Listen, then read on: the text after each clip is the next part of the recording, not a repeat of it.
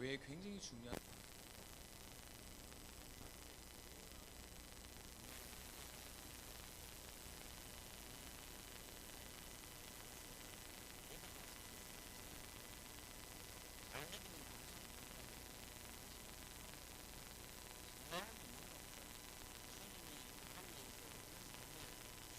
교회에서 어떤 걸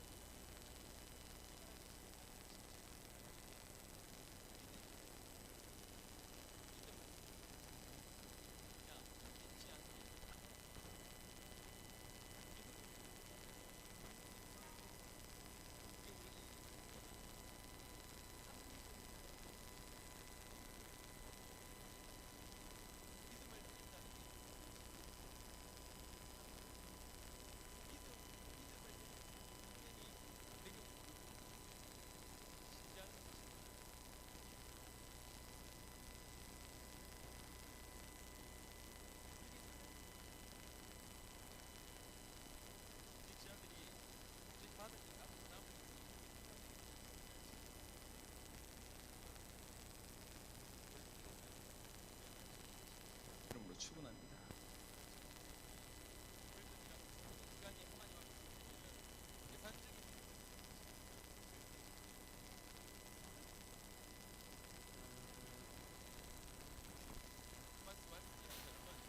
이성이 걸어갈 수 없는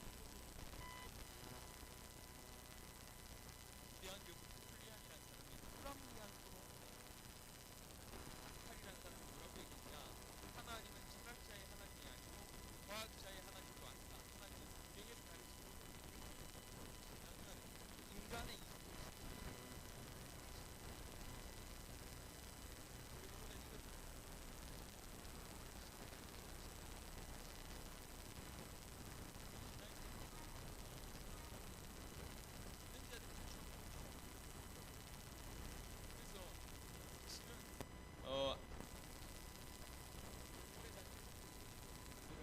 당연하게 생각하고 있는 건 굉장히 안타까운 사실입니다. 10년이 지났음에도 불구하고 여전히 믿음 없다고 얘기하는 사람은 겸손한 사람이 아니고 불신앙하는 사람입니다. 잘 생각해 보실 필요가 있어요. 믿음은 기본 중에 기본입니다. 하나님은 우리에게 믿음을 요구하십니다. 내가 올 때 믿는 자를 보겠느냐 이렇게 얘기하셨어요. 진짜 믿는 자를 보겠느냐. 저와 여러분들이 믿음의 선한 싸움을 따르지 않습니다. 진짜 믿겠다는 얘기지. 믿음 가지고 도전하겠다는 얘기입니다. 그런 인생을 살게 되기를 예수 이름으로 축원합니다. 그게 기본입니다. 아브라함을 아브라함 되게 한 것은 그 피에 있지 않습니다. 아브라함을 아브라함 되게 한 것은 하나님의 명령에 자신의 명을 하나님의 명령에 자신의 인생 전체를 바쳤기 때문에 비로소 아브라함이 됩니다. 저와 여러분들이 새로 태어난 자답게 응답을 받게 되기를 예수 이름으로 축원합니다. 이 히브리 11장 전부 그 얘기입니다. 전부 그 얘기입니다. 결국은 필요한 게 뭐냐? 결국은 믿음이라는 거지. 아벨은 믿음으로 더 나은 제사를 드렸다. 제사 지내는데 생을 들었다. 예배 드리는데 생을 드렸다. 그 얘기야. 에녹은 죽음을 맛보지 않았는데 죽기 전에 하나님을 기쁘시게 하는 자라는 얘기를 들었다. 믿음을 얼마나 드렸든지 하나님을 기쁘시게 하는 자다. 이런 칭송을 받았다. 노아는 믿음으로 방주를 지었고 어떻게 산꼭대기에 비가 오지 않는 시절에 산꼭대기에 방주 짓습니까? 그것도 120년을 믿음 아니면 불가능합니다. 모든 사람들이 손가락질하는 그 시간표에 120년을 묵묵하게 하나님 말씀 믿고 방주 짓기 시작합니다. 믿음입니다. 그래서 때로는 교회 내에 합리적인 부분도 좀 필요하겠지만 진짜 필요한 건 어떤 면에서 믿음. 모든 게 합리로 돌아가고 교회가 민주주의가 필요하기도 하겠지만 민주주의보다 더 필요한 건 신봉주의입니다. 하나님이 뭘 원하십니까? 믿음으로 아브라함은 갈 바를 알지 못했는데 부르심에 순종합니다. 믿음으로 이삭은 야곱과 에석을 축복하고 야곱은 요셉의 각 아들을 축복하고 요셉은 틀림없이 우리가 애굽에서 빠져나갈 거니까 내 해구를 가져나가라 이렇게 믿음으로 얘기합니다. 그 믿음입니다. 모세는 믿음으로 유월절의 축복과 홍해의 축복을 받았고 라합은 믿음으로 정탐꾼을 숨겨주는 이런 일이 벌어집니다. 결국 필요한 게 뭐냐? 결국 필요한 게 믿음이에요. 그러니까 늘 얘기하지만 우리는 종교 생활을 많이 하고 있습니다. 교회 생활을 하는 거지 믿음 생활을 하는 게 아니에요. 많은 학생들이 학교를 다녀요. 학교 다니는 대부분의 사람들 중에 진짜 공부한 사람이 있고 그냥 다니는 사람이 있고, 진짜 배운 공부를 자기 인생에 활용할 수 있는 사람은 10%도 안 됩니다. 100명이 배우지만 그 배운 걸 가지고 실제로 활용하는 사람은 10명이 안 된다는 얘기죠. 똑같이 공부하는데 왜 그렇습니까? 똑같이 학교 다니는데 왜 그렇습니까? 다르다는 얘기입니다. 똑같이 교회를 다니는데 진짜 믿는 사람이 있고 믿는 흉내를 내는 사람이 있다는 얘기죠. 특별히 임직받는 저와 여러분들, 믿음의 선한 싸움을 시작하게 되기를 예수 이름으로 축복합니다. 하나님이 정말로 원하는 게 뭐냐? 하나님이 정말로 원하는 게 결국 믿음이라는 거죠. 어떤 믿음입니까? 진짜로 하나님을 믿는 믿음. 하나님은 어떤 분이십니까? 창조주십니다. 이 땅에 하나님께서 창세기 1장 1절에 하나님이 태초에 천지를 창조하시니라. 이게요 모든 것의 근원입니다. 창조주입니다. 그 창조하신 하나님이 창조하셨을 뿐만 아니라 섭리하고 계십니다. 붙들고 계시다는 얘기죠. 인간 몸을 이루고 있는 수백조 개의 세포를 하나님 붙잡고 계시기 때문에 그 자리에 그 역할을 하기 때문에 우리가 이 몸을 가지고 있는 겁니다. 만약에 붙잡고 있지 않으면 우리가 우리 몸이 될 수가 없어요. 우주도 마찬가지입니다. 하나님은 창조하셨을 뿐만 아니라 섭리하고 계시고 그 하나님이 우리 영혼에 관심이 있으세요. 그래서 구원하시겠다, 구원주가 되겠다, 그뿐만 아니라 심판하시겠다. 우리가 정말로 하나님을 믿는다면 천식으로 소아마비로 너무 힘들어하고 있는 아이가 있는데 숨을 제대로 쉴 수 없는 아이인데 11살 생일 때 아버지가 얘기해요. 네가 참으로 전능자 하나님을 참으로 신뢰한다면 네가 가지고 있는 이 장애, 이 병이 많은 사람들한테 놀라움에 정말 충격적인 그런 사건이 될 것이고 오히려 네가 병을 가졌다는 것 때문에 신화 같은 힘이 될 것이다. 참으로 하나님을 신뢰해요. 11살짜리 애한테 아버지가 얘기합니다. 그런데 이 아이가 그 말을 메시지로 받았어요. 메시지로 받는 게 중요합니다. 똑같이 예배를 드리지만 그냥 지나가는 말과 내 가슴에 담는 건 틀립니다. 가슴에 담는. 그때부터 기도하기 시작했죠. 진짜로 하나님을 신뢰하기 시작했습니다. 그로부터 12년 지난 23살 때 국회의원이 됩니다.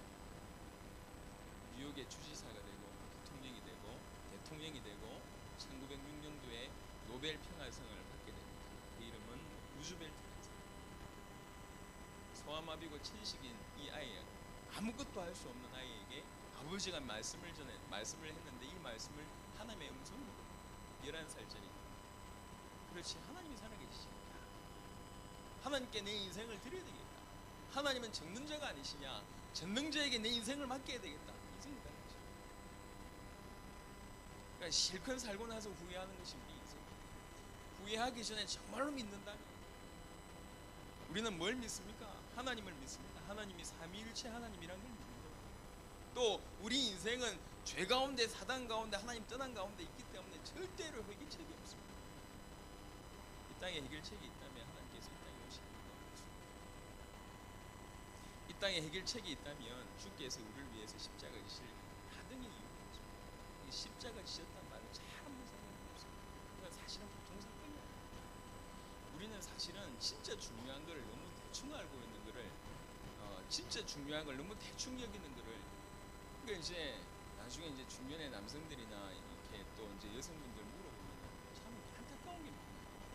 가족을 살리기 위해서 열심히 돈을 벌었는데 나중에 보니까 결국 가족에서 왕따 당하는, 가족에서 인정 못 받는.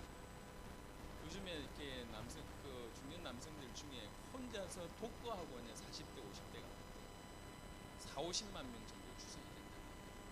열심히 돈 벌어서 다 갖다 주는데 이제 어느 정도 나이가 되니까 집에서 대접도 못 하고, 어릴 때 돈 번다고 아이들하고 시간도 못 가지니까 아이들도 자기를 무시하고 남편도 자기를 무시하고 와이프도 무시하고 퇴직금 다 탈탈 털어가지고 식당을 이렇게 차려놨는데 식당에 이 와이프가 식당에 나오지 마라 이래가지고 쫓아내. 그리고 고시원에 혼자 살고 있는 이런 사람이 40-50만 명. 그러니까 죽고 싶다는 거지. 열심히 가족을 위해서 돈 버는데 나중에 보니까 가족은 없고 돈만 남죠. 돈도 많이 봅니다. 열심히 회사를 살리겠다고 말이지 주구장창. 그러니까 보이는 일 말고 보이지 않는 일들이 많잖아요. 술 한 번으로 일 안 된다고. 그러니까 열심히 회사 살리라고 하다가 결국 몸만 가졌거든요. 나중에 회사는 뒷돌리고. 진짜 중요한 건 다 놓치고, 진짜 중요한 건 항상 있다고 생각합니다. 다 놓치고 엉뚱한데, 그게 나쁜 건 아니지만은 덜 중요한데 인생을 투자하는 거예요. 얼마나 아쉽습니까? 정말 중요한 건 뭐예요? 신앙생활 하는 사람들이요, 차선책에 대한 모든 것을 우선으로 두고 있습니다. 예수 믿고 복 받는 게 우선입니다. 예수 믿어서 내가 잘 되는 거, 예수 믿어서 이 문제가 좀 해결되는 거, 예수 믿어서 좀 다음 단계를 넘어서는 거에 모든 포커스를 맞추고 있어요. 진짜 중요한 건 안중에도 없어요. 주께서 나를 위해서 죽었다. 이게 아무 힘이 없습니다. 아무 능력이 없습니다. 그게 진짜 신앙인이냐? 그런 생각이 있다. 뭐든지 맥이란 건 굉장히 중요합니다. 진짜 중요한 맥을 붙잡게 되면 다른 건 따라오게 되어 있습니다. 신앙의 맥은 뭡니까? 주가 나를 위해서 죽었다. 이게 맥이요. 알고 보니까 그분이 하나님이라는 얘기지. 우리가 그 사실을 믿을 때 하나님 우리 속으로 들어오신다. 이게 신앙입니다. 그럼 끝 아닙니까? 신앙생활은 굉장히 간단합니다. 과거는 에베네셀로, 지금 현재는 임마누엘로, 미래는 여호와 이레로. 이게 신앙입니다. 에베네셀이란 말이 무슨 말입니까? 여호와께서 여기까지 우리를 도우신다 그 말입니다. 과거는 에베네셀로, 현재는 임마누엘로. 임마누엘이 무슨 뜻입니까? 하나님이 지금 우리와 함께 하신다. 그 임마누엘입니다. 그거 누리다가 여호와 이레 무슨 뜻입니까? 하나님이 준비하실 것이다. 그 뜻이요. 이게 신앙입니다. 이게 신앙. 진짜 신앙 있는 사람들은 굉장히 여유가 있지 않습니까? 저는 복음 알고 나서 정말로 예수가 나의 그리스도라는 사실을 알고 나서 지금 십몇 년, 한 20년 지나온 겁니다. 20년 지나오면서 참 받은 은혜가 참 많은데, 그 중에 가장 큰 은혜가 뭐냐면 문제가 많았습니다. 사람 사는데 문제가 없겠습니까? 20년이란 인생 동안 문제가 없겠습니까? 수많은 문제가 있는데 그 문제가 내 문제가 아닌 것 같아요. 진짜 그 문제가 내 문제가 아니라 하나님이 관여하시는 문제로 인정이 되었죠. 그 문제 가운데 제가 죽지 않았습니다. 그 문제 가운데 눌리지 않았어요. 그런 문제 때문에 단 하루도 밤에 고민돼가지고 잠을 못 자본 적이 없습니다. 하나님이 모든 문제의 95%는 지나가는 문제예요. 시간 지나가면 없어지는 문제예요. 다 지나갑니다. 근데 하나님이 내 인생에 간섭하신다면, 하나님이 내 인생의 주인이 되신다면 이 얘기는 달라지는 겁니다. 이게 신앙입니다. 신앙 때문에 따라오는 것이 응답이고 축복. 여러분들 틀림없이 수고하고, 세계복음화 때문에 여러분 틀림없이 축복하실 겁니다. 한 시대를 쓰실 귀한 인물들을 하나님 틀림없이 만들어 놓으실 겁니다. 진짜 중요한 맥을 붙잡아라. 신앙을 붙잡아라. 올바로 믿는 걸 붙잡아야 됩니다. 예수는 저와 여러분이 그리스도로 지금 이 땅에 오셨고 우리 속에 그리스도로 계십니다. 메시아라는 얘기 그 얘기죠. 모든 문제 해결자라는 얘기입니다. 이게 신앙. 좋은 말도 좋고 웃기는 말도 좋지만 진짜 필요한 메시지를 붙잡아야 예수님이 저와 여러분의 그리스도십니다. 예수님이 저와 여러분들 위해서 죽으시고 부활하시고 지금 영원 우리와 함께 계시다. 그게 신앙입니다. 예수님이 우리의 그리스도라면 우리의 죄와 우리의 불신앙과 사단의 모든 문제는 해결됐고, 과거와 현재의 미래의 모든 문제도 해결하셨고 해결하실 것이다. 이런 믿음 회복하게 되기를 예수 이름으로 축원합니다. 대학을 다닐 때 제가 참 존경하는 목사님이 우리 그 CCC의 김중곤이라는 목사님이십니다. 일평생 복음을 위해서 사신 분. 참 그분이 지었던 그 문구 중에 참 마음에 늘 담기는 문구 중에 하나가 이 땅에 푸르고 푸른 그리스도의 계시를 위하자. 이런 문구 마음에 참 많이 딴 거 필요 없다. 이분이 자기 보는 앞에서 자기 따님이 돌아가셨어요. 자기 보는 앞에 예수 믿는다는 이유 때문에 부모님 돌아가셨어요. 당신도 실컷 두들겨 맞아가지고 진짜로 죽은 줄 알고 버렸는데 거기서 살아났어요. 하나님 나를 살려주시면 일평생 주와 복음을 위해서 헌신하겠다. 우리나라 1974년에 어마어마한 엑소폴로의 주인공이 주역의 역할을 감당하셨던 분이 이분이십니다. 그 연세 많으신 분이 대학생들하고 호흡이 됩니다. 대학생들한테 메시지 전하면 대학생들이 다 부릅니다.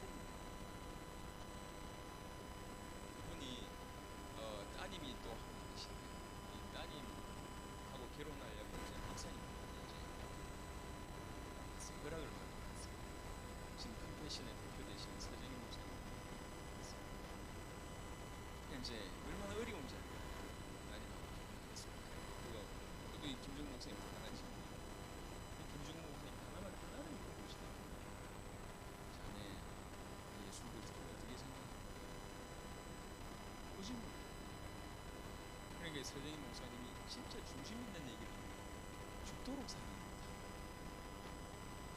그러니까 이제 그 자리에서 이 김종우 목사님 눈물을 전부 두 분이 다 정말 중요한 게 뭔지 알았다는 거죠.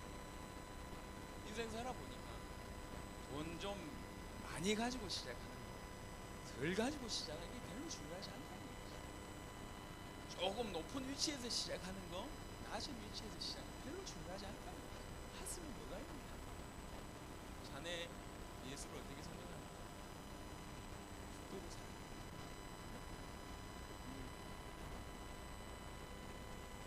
신앙 아닙니까? 이게 신앙이에요. 예수님을 그리스도로 정말 영접하는 자 누구에게든지 성령이 우리 속에 내주하고 계십니다. 영원토록 안전하십니다. 그분은 틀림없이 우리를 인도하실 것이고 그분 예수 이름으로 기도할 때마다 틀림없이 역사하십니다. 성령의 내주 인도 역사, 우리는 이걸 믿는 거예요. 우리는 그냥 혼자 떨어져 있는 사람이 아니에요. 요한복음 14장에 분명히 얘기했습니다. 내가 너희에게 보혜사를 보호하시고 은혜 주시고 가르치는 분이에요. 그 주의 성령 우리 속에 계셔서 지금 우리에게 하고 있는 일이 뭐냐? 우리를 보호하시고 은혜 주시고 가르치는 이 사실을 믿습니다. 우리는 뭘 믿습니까? 하나님의 말씀을 믿습니다. 이 말씀은 정확무오하고 틀림없이 성취될 거라고 믿는 것이 우리의 신앙입니다.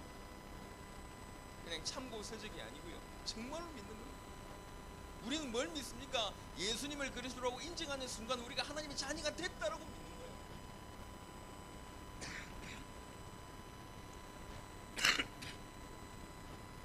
어린 아이일수록 자녀에게 모든 관심이 기울이지 않습니다. 특별히 이제 갓난 아이일수록 부모의 눈이 1분이라도 뗄 수가 없어요. 왜 그러냐? 자녀는 그렇습니다. 저와 여러분들은 하나님의 종으로 부르시지 않으시고 자녀로 부르셨다는 것입니다. 자녀답게 생각하지 않습니다. 하나님의 자녀로 저와 여러분들을 부르셨다. 모든 신분, 권세, 종 뿐만 아니라 우리 같은 모자란 인생을 재미있는 하나님의 모든 권세를 다 주신 정권에서 성도로 제자로 전도자로 부르셨다. 이걸 믿는 거예요. 이게 믿음이라는 거예요. 뭘 믿느냐라고 얘기할 때 그 믿음, 올바른 믿음이 내용이라는 거죠. 믿음이 있으면 싸움이 싸워. 결국 하나님 요구하신 게 믿음인데 어떤 믿음이어야 되냐? 이런 믿음. 이 믿음이 늘 깊어지기 위해서 우리는 선한 싸움을 싸워야 돼요. 이 믿음을 가장 방해하는 요소가 뭐냐? 우리 옛사람이에요. 옛체질. 로마서 6장 6절, 에베소 4장 22절, 골로새 3장 9절 전부 얘기합니다. 옛체질. 옛 구습을 쫓아가는 그 옛체질, 옛사람, 이거 빨리 벗어내라. 그 얘기를 계속 하는 거죠. 환경이 문제가 아닙니다. 우리 자신의 문제죠. 우리에게는 어두운 구석이 문제입니다. 우리에게는 옛사람의 문제입니다. 이게 자꾸 믿음을 걷어내니까 그 싸움을 하자는 얘기죠. 자신에게 져지 말고 자신을 넘어서자.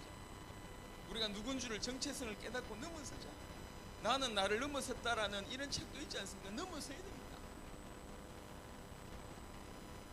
그래서 자신과의 싸움에서 믿음의 선한 싸움을 싸우는 저와 여러분 자신입니다. 우리가 인생길을 걸어가다 보면 이 믿음을 지키는데 많은 상황이 벌어질 수 있습니다. 모든 상황에서 믿음을 지킬 수 있다. 하나님 그걸 꼭 기뻐하십니다. 성경 예뿐만 아니라 교회사 속의 모든 인물들의 특징은 믿음의 역사에서 모든 상황 속의 삶 속에서 믿음을 지키는 믿음으로 그 상황을 넘었습니다. 아까 얘기했던 창세기 6장의 노아 같은 경우에 120년을 방주했습니다. 아브라함은 갈 바를 알지 못하는데 내가 너에게 지시한 땅으로 가라라고 얘기할 때 순종하고, 창세기 39장에 보니까 그 길을 걸어가는데 요셉이 그 하나님 주신 꿈을 가지고 걸어가는데 상황은 노예 상황이에요. 감옥 상황이에요. 거기에 창세기 39장에 뭐라고 얘기했냐? 하나님이 요셉과 함께 하십니다. 요셉이 감옥 속에 있습니다. 우리나라에 순교자들이 참 많아요. 우리나라 참 축복받은 나라. 그 중에 한 분이 손양원 목사님이십니다. 예수 믿는 것 때문에 신사참배 반대하는 것 때문에 감옥에 갇혔어요. 1년 6개월이면 될 건데 이 사람들이 안 분견을 감으면서 그러니까 하도 악질이다. 그리고 8월 20일 위에 죽이기로 했는데 8월 15일 날 대박이 났어요. 나오니까 말이 믿음 지킨 사람이니까 이제 많은 수많은 교회에서 서로 초청을 하는데 가지 않고 어디를 가냐? 예전부터 도왔던 나 환자 쪽 모든 부귀영화 버리고 진짜 하나님 뭘 원하시냐? 자기 인생. 그러고 있는데 여수 순천 반란 사건이 일어난 거죠. 그때 어떤 한 주동자가 일어나가지고 이 손장원 목사님이 아들 장자하고 처자를 죽이고 두 아들을 죽이고 아시지 않습니까? 나중에 그 두 아들 죽인 그 원수를 자기 양자로 삼죠. 두 아들이 죽어가지고 이제 장례식을 치르는데 이분이 갑자기 아들 둘이 없어졌어요. 얼마나 기가 막혀. 두 아들이 없고 장례식장에 이분이 나타나서 이제 하나님 앞에 감사하는 글을 이분의 신앙 얼마나 감사한지 읽어드릴게요. 여러분, 내 어찌 긴 말에 답사를 드리리요. 내가 아들들의 순교를 접하고 느낀 몇 가지 은혜로운 감사의 조건을 이야기하고 답사를 대신할까 합니다. 첫째, 나 같은 죄인의 혈통에서 순교의 자식들이 나오게 하셨으니 하나님께 감사합니다. 둘째, 그다음 많은 성도들 중에 어찌 이런 후배들을 주께서 하필 나에게 맡겨주셨는지 그 점 또한 주께 주셨습니다. 셋째, 삼남 삼녀 중에서도 가장 아름다운 두 아들 장자와 차자를 바치게 된 나의 축복을 하나님께 감사합니다. 넷째, 한 아들의 순교도 귀하다고 하거늘 하물며 두 아들의 순교도 하나님께 감사합니다. 다섯째, 예수 믿다가 누워 죽는 것도 큰 복이라 하거늘 하물며 전구하다 총살 순교 당함이로 하나님께 감사합니다. 여섯째, 미국 유학 가려고 준비하던 내 아들 미국보다 더 좋은 천국에 갔으니 내 마음 안심되어 하나님께 감사합니다. 일곱째, 나의 사랑하는 두 아들을 총살한 원수를 회개시켜 내 아들을 삼고자 하는 사랑의 마음을 주신 하나님께 감사합니다. 여덟째, 내 두 아들의 순교로 말미암아 무수한 천국의 아들들이 생길 것이 믿어지니 우리 아버지 하나님께 감사합니다. 아홉째, 이 같은 역경 중에서 이상 8가지 진리와 하나님의 사랑을 찾는 기쁜 마음, 여유 있는 믿음 주신 우리 주 예수 그리스도께 감사합니다. 끝으로 나에게 분수에 넘치는 과분한 큰 복을 내려주신 하나님께 모든 영광을 드립니다. 이 일들이 옛날 내 아버지 어머니가 새벽마다 부르짖던 수십 년간의 눈물로 된 기도의 결실이요, 나의 사랑하는 나 환자 형제 자매들이 23년간 나와 내 가족을 위해 기도해 준 그 승리의 열매로 믿어 의심치 않으며 여러분께도 감사합니다. 마지막 아들 두 아들의 장례식장에서 감사합니다. 신앙을 지킨다는 얘기는 두 가지 중에 하나를 선택한다는 얘기입니다. 우리는 부지불식간에 무의식 중에 습관적인 부분에 익숙한 거 있습니다. 그 익숙한 걸 자세히 보세요. 익숙한 건데 믿음만 하지 잘못됐다는 얘기가 아닙니다. 익숙합니다. 별 생각 없이 해요. 근데 믿음만 하지 믿음으로 행치하는 모든 것은 죄라고 얘기하는데 우리는 죄를 범하고 하나님 앞에 올바른 믿음으로, 어떤 사람은 정말 핍박 때문에 예수 믿습니다. 예수 믿게 됩니다. 어떤 사람은 큰 고난이 와서 예수 믿게 됩니다. 어떤 사람은 정말 망하게 돼서 예수 믿게 됩니다. 어떤 사람은 친구를 잃게 돼서 예수 믿게 됩니다. 어떤 사람은 병이 심하게 나서 예수 믿게 됩니다. 어떤 사람은 이렇게 어려움 속에서 예수 믿게 됐습니다. 이것도 사실은 예수 믿고 나서 고난당하는, 예수 믿고 나서 기뻐한다는, 예수 믿고 병이 든 사람이 있고, 예수 믿고 어려움 당한 사람이 있고, 예수 믿고 손해본 사람이 있고, 예수 믿고 절망 가운데 있는 사람이 있습니다. 어떤 게 신앙입니까? 저는 무자라고 생각합니다. 예수님 때문에, 예수 믿는 것 때문에 어려움 올 수 있다. 감사해 주는 것이 이게 진짜 아니겠죠? 저와 여러분들이 이 아침에 이게 빼보시면 담백하게 진짜로 우리가 하나님 앞에서 어떤 신앙생활을 해가야 되겠는가 점검해보고, 익숙한 것이 잘못됐다는 얘기가 아니고 그 익숙한 것에 믿음이 빠졌다, 그건 잘못이에요. 열심히 해왔는데 진짜 믿음, 하나님과 1대1 믿음이란 게 없다, 예배를 실컷 드리는데 누구한테 드리는지 모른다, 그건 예배가 아니라는 거죠. 예배 자리에 와서 찬양하고 기도하고 말씀드리는데 하나님에 대한 의식이 없다. 예배가 아닙니다. 그건 진짜가 아니에요. 진짜 놓칩니다. 하나님 이 시간에 내 예배를 받으신다. 그게 진짜 예배입니다. 하나님과의 나의 관계를 확인한 게 예배죠. 내가 비록 이 모양 이 꼴로 살지만 그리스도께서 나를 의인으로 보고 계시구나. 그걸 정말로 믿고 하나님께 감사한다. 그게 진짜 예배입니다. 내용이 있는 예배입니다. 하나님이 기뻐하시는 예배. 모든 상황 속에서 믿음을 선택하시는 여러분 계시고 예수 이름으로 축복합니다. 어떤 일을 하든지 믿음을 선택하라. 역대하 31장 보니까 왕이 됐든지 누가복음 5장의 어부가 됐든지 상관없다. 전부 다 하나님이 원하시는 대로 하나님의 말씀 붙잡고 하나님을 믿는 믿음으로 일을 해라. 그래야 성공합니다. 그래야 응답받습니다. 틀림없습니다. 믿음이란 게 그냥요, 믿음 있는 사람은 그냥 의학적으로도 역사가 일어납니다. 그 얘기까지는 길게 못합니다.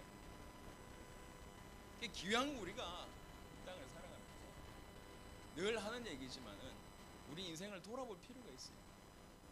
여기 있는 대부분의 사람들은 수십 년 인생을 살아본 경험이 있는 사람들이 대부분인데 수십 년 인생을 돌아보시라는 얘기죠.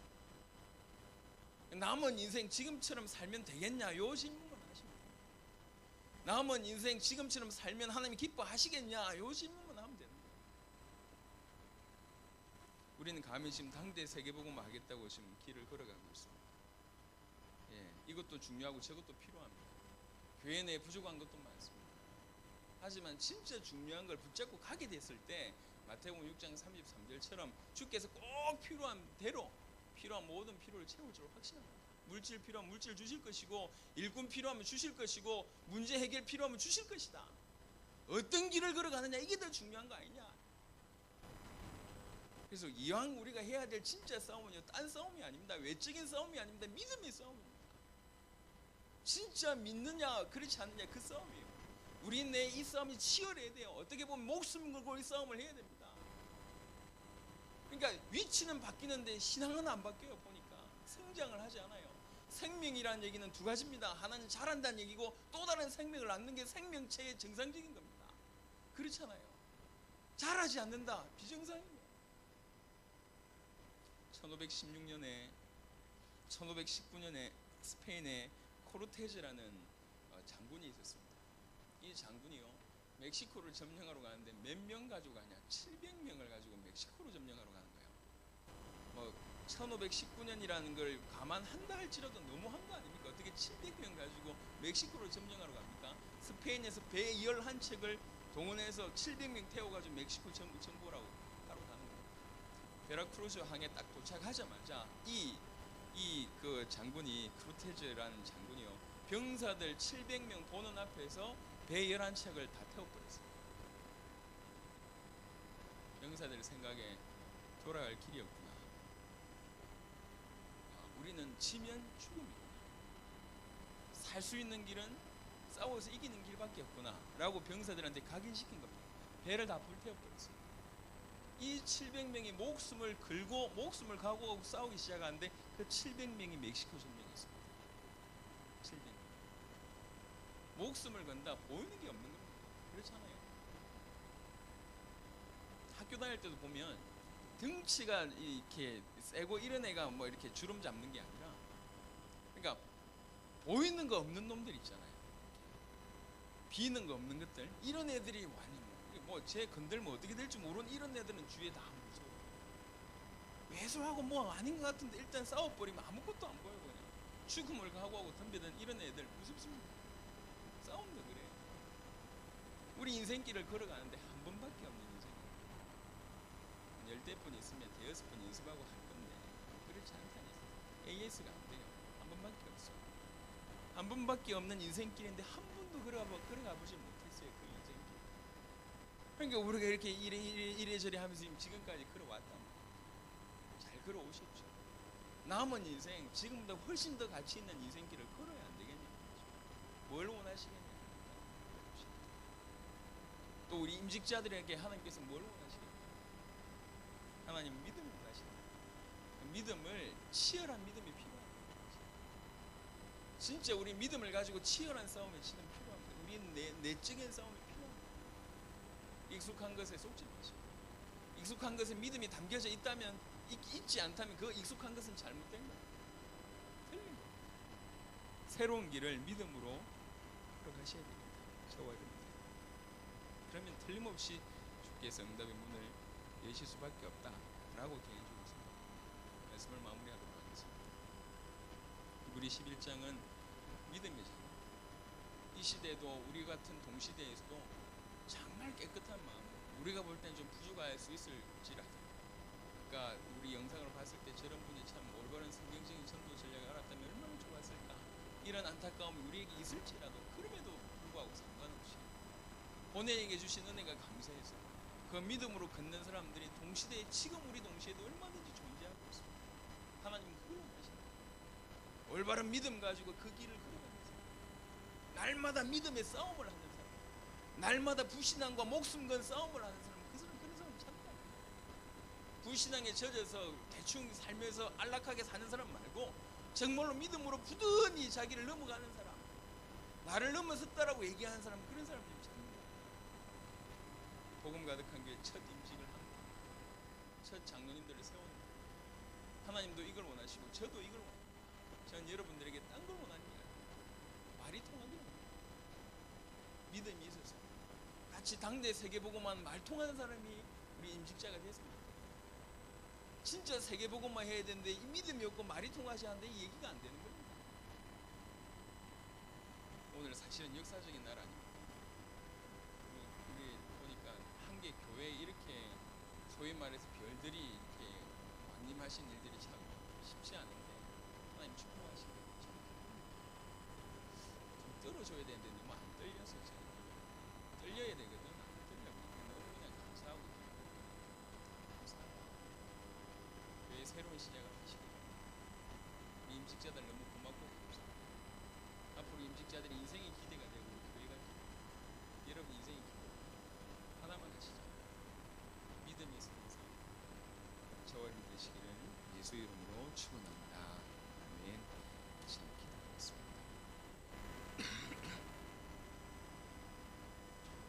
저와 여러분들이 할 수 있는 우리의 믿음의 싸움이 필요합니다. 날마다 불신앙과 치열하게 싸우고 익숙한 종교와 치열하게 싸우는, 그래서 믿음의 선봉장이 될 수 있도록 하나님 우리를 축복하시고, 하나님 보시는 게 결국 믿음이라면 믿음 있는 자로 하나님 앞에 설 수 있도록 우리 인생을 축복하시고, 그리고 오늘 임직받으신 우리 임직자들 축복하여 주옵소서. 다 같이 한번 기도하도록 하겠습니다. 살아계신 주님 감사드립니다. 하나님 이 시간에 우리에게 귀한 은혜를 베푸신 주님을 찬양합니다. 아버지 하나님, 우리에게 지금 결국 하나님 믿음을 요구하신다고 말씀하셨습니다. 하나님 우리에게 믿음 있는 자의 축복을 허락하여 주시기를 간절히 소원하고 원합니다. 하나님이 살아계시고 예수가 그리스도 되신다는 이 믿음을 정확하게 알고 누리는 그런 은혜와 응답 속으로 하나님 들어갈 수 있도록 주님 역사해 주시길 기도하며, 우리 안에 있는 불신앙과 하나님이 우리 안에 있는 종교의 세력과 치열하게 싸움하며 믿음의 걸음을 걷는, 믿음의 선한 싸움을 싸우는 우리 귀한 성도들, 또 정과 우리 임직자들이 될 수 있도록 하나님 역사해 주시기를 간절히 소원하고 원합나이다. 이 일에 주님 영광 받으시고 한 시대에 살리는 놀라운 일들이 일어나고 하나님 역사해 주시기를 간절히 소원합니다. 축복하시고 응답 주시고 은혜 베풀어 주시기를 간절히 소원하고 원합니다. 무한 영광 받으시고 하나님이 오늘 메시지 주신 메시지 분들도 우리 임직자들이 축복받게 하시고 모든 성도들 축복받게 하시고 모든 성도들의 응답 위에 응답이 하나님 역사해 주시기를 영광을 받으시고 하늘의 모든 분들을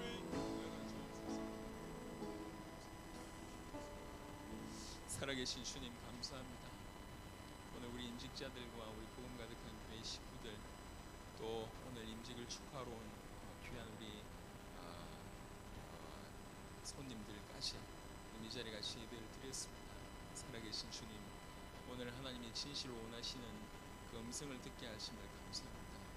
믿음을 가지게 하시고 믿음으로 선한 싸움을 하는 우리 안에 있는 불신앙의 세력, 창세기 3장의 세력과 우리 안에 있는 종교화된 세력과 치열하게 싸움하는, 그래서 정말 믿음의 선봉장으로 하나님 앞에 여김을 받는 귀한 성도들이 되도록 역사하여 주옵소서. 믿음의 걸음을 옮기는 우리 귀한 성도들이 주옵시며 믿으면 틀림없이 역사가 일어난다고 말씀하셔서 이들의 삶 속에 믿음의 역사가 풍성해지도록 역사하여 주옵소서. 감사를 드렸고 살아계신 우리 주 예수 그리스도 이름으로 기도드렸습니다.